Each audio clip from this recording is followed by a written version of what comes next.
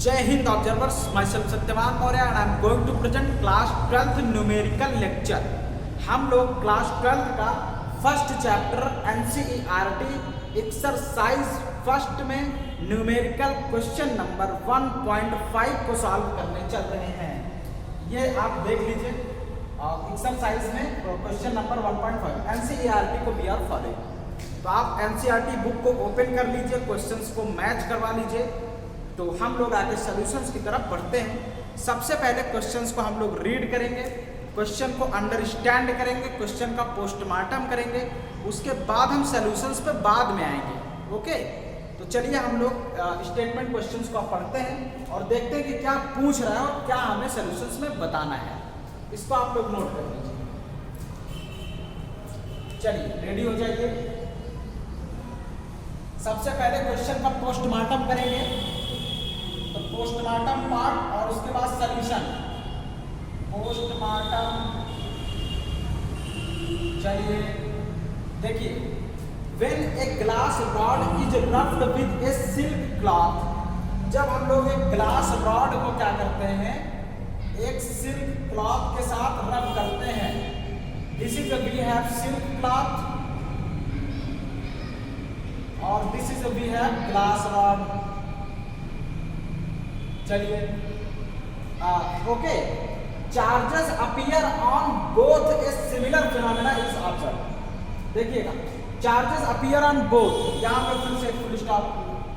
A similar phenomena is observe with many other pairs of bodies. जब इन दोनों pairs को हम लोग क्या करते हैं, रब करते हैं, तो दोनों पे चार्जेस अपीयर हो जाते हैं। Okay, A similar phenomena is observe with many other pairs of bodies. अब इनके अलावा अगर हम कोई दूसरी पेयर ऑफ बॉडीज ले लें, जैसे मान लीजिए यहाँ पे हमने कुछ और ले लिया, एक बॉडी है वो बॉडी ए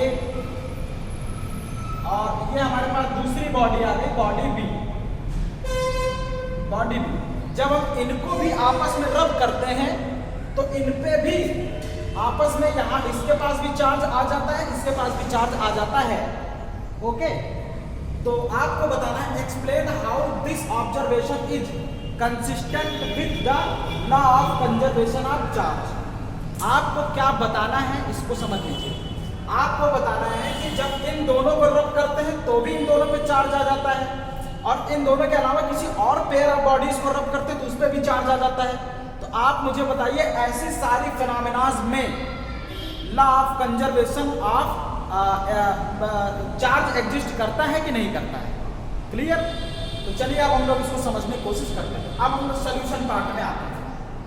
सोल्यूशन पार्ट में आइए, इसकी एक्चुअली कैसे करना है इसको देख लेते हैं। देखिए, हम लोगों ने method of charging of a body में 3 मेथड को स्टडी किया था, जिसमें से फर्स्ट मेथड को हमने बताया था किसी भी बॉडी को हम लोग फ्रिक्शनल मेथड से भी चार्ज कर सकते हैं। तो जब यहाँ पे हम एक दूसरे को आपस में रब कर रहे हैं तो इलेक्ट्रॉनिक थ्योरी कहती है कि जब आपस में आप रब करेंगे या कांटेक्ट में करेंगे तो जिस बॉडी में इलेक्ट्रॉन कंसंट्रेशन ज़्यादा है उस बॉडी से निकल के दूसरी बॉडी में जिसमें इलेक्ट्रॉन कंसंट्रेशन कम होता है, इलेक्ट्रॉन ट्रांसफर हो जाता है। जिस भी बॉडी में इलेक्ट्रॉन जाता है वो वाली बॉडी आपकी निगेटिव चार्ज हो जाती है। जिस भी बॉडी से इलेक्ट्रॉन आता है दैट बॉडी गाना पॉजिटिव चार्ज।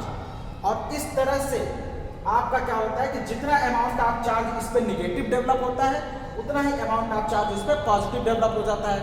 लेकिन टोटल चार्ज आपका हमेशा क्या होता है, उतना ही रहेगा जितना पहले आपका रहेगा, मतलब 0। ओके, चलिए देखिए, सबसे पहले जब हमने इनको आपस में रब नहीं किया था तब इसके पास टोटल चार्ज कितना था, Q1 = 0, और इसके पास कितना चार्ज था, Q2 = 0। अब हमने जब इनको आपस में रब कर दिया तो रब करने के बाद क्या होता है, आपकी ग्लास रॉड पॉजिटिव हो जाती है। ग्लास रॉड से इलेक्ट्रॉन निकल के सिल्क में चले जाते हैं। तो सपोज करते हैं इसमें से Q0 इलेक्ट्रॉन निकल के इसमें चले गए। ओके, तो अब इसके पास कितना पॉजिटिव चार्ज डेवलप हुआ, +E पॉजिटिव चार्ज, और इस पे आपका कितना डेवलप हो गया, -E। सिल्क के पास आपका चार्ज कितना डेवलप हो गया,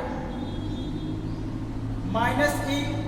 निगेटिव। ओके, अब हम लोग देखेंगे कि जब इनको अभी भी देखिएगा, अभी भी जब हम लोग इनको ऐड करेंगे तो अब टोटल चार्ज कितना है, plus E minus E, plus E minus E equal to zero, E minus E equal to zero.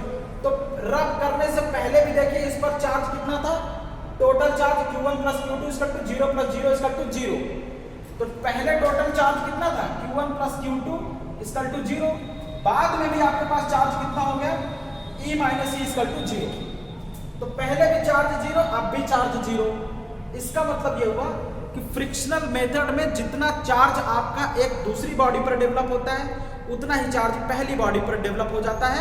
और जब हम दोनों सिस्टम को कंबाइंड फॉर्म में देखते हैं तो हमारा टोटल चार्ज उतना ही रहता है जितना रब करने से पहले, मतलब जीरो। क्लियर? तो यहाँ पर फ्रिक्शनल मेथड ऑफ चार्जिंग हो रही है। ओके, तो फ्रिक्शनल मेथड ऑफ चार्जिंग में क्या होता है, जितना एक बॉडी पर चार्ज आएगा उतना ही दूसरी बॉडी पर। तो अगर Q0 चार्ज इस पे है नेगेटिव में, तो यहाँ पे Q0 चार्ज क्या हो जाएगा, पॉजिटिव में। तो Q0 minus Q0 total charge zero. और यही केस आपका सारी बॉडीज में भी होगा। यहाँ पे भी जब बॉडीज को आपस में रब करेंगे तो इस पे आपका क्या हो जाएगा, माइनस Q0 और इस पे प्लस Q0। पहले क्या था, पहले जीरो जीरो था तो टोटल जीरो। अब Q0 माइनस Q0 कितना हो गया, Q0 minus Q0 total charge zero. तो पहले भी जीरो, अब भी zero. Okay, so in this case we can say that, अब आंसरिंग कैसे करेंगे, अब इसमें आंसरिंग ऐसे लिखिएगा, from the frictional method of charging when we rub a silk cloth with a glass rod, then the electron transfers from the glass rod to the silk cloth. That's why the same amount of negative charge develop in the cloth and the same amount of positive charge in the rod, and the total sum of the charge will remain same as initial as before the rubbing process. इसका मतलब पहले जितना charge उतना अब भी, that is zero. तो इसका मतलब पहले बॉडी न्यूट्रल थी, अब भी बॉडी टोटल सिस्टम आपका न्यूट्रल ही रहेगा। अलग अलग लेंगे तो ये निगेटिव चार्ज ये पॉजिटिव चार्ज, लेकिन एक साथ बात करेंगे तो क्या हो जाएगा, अभी भी चार्ज जीरो। इस सिस्टम के अंदर अभी भी चार्ज जीरो, इस सिस्टम के अंदर पहले भी चार्ज कितना था, जीरो। तो देखिए कंजर्वेशन ऑफ चार्ज है, पहले भी अब भी, तो कहीं पे चार्ज एक्स्ट्रा नहीं आया और ना एक्स्ट्रा कहीं पे गया। So conservation of charge is valid, conservation of charge is consistent. Okay, this was the all about the solution of 1.5. Thank you for joining me and thank you.